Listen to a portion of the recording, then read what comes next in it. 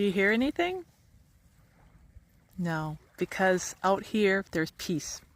So I was paddling, and sure enough, I'm always praying for those divine encounters, and God picked Terry today. Terry was sitting on the shoreline, and I was watching my dog Toby run, and I paddled over to him as the dog was gonna come in back of him, and I wanted to just tell him about the dog. He might bark, but Terry was the one who actually said, "Hey, hi," and I'm like, "Well, hey," and so I paddled over to him. And I said, "Oh, just I got a dog, and he might bark at you. He's kind of been he's been abused, and the hat might go." He took the hat off right away. He said, "Well, dogs know. They know." And I said, "That's funny because I've noticed that with my Toby. He have you ever met somebody that's like got like this bad?" And he says like energy. I said, "Yeah." And you like say hi, and he said, "Yeah," and they won't even say hi. He says, "Oh, he says, that bothers me. I mean, how hard is it?" And we said at the same time, "To say hi." So right away we were laughing. And this guy, it was so, it was divine, because he started telling me. I asked him where he's from. He said originally he was from Baltimore. And he said, "Man, that's the big city.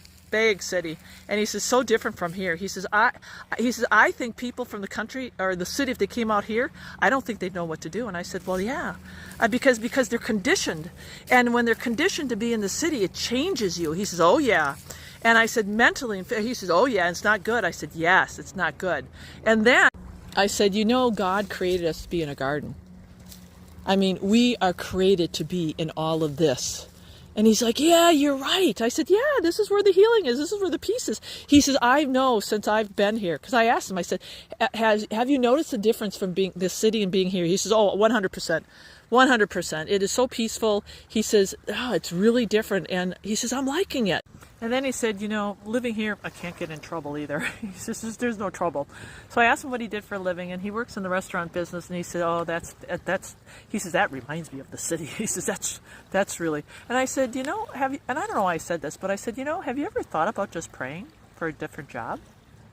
And he looked at me, and I said, "God is for us." He says, "Yeah." I said, "So you could ask God, sometimes we forget to surrender. We get in our own way. We do too much. And sometimes all we need to surrender is ask God."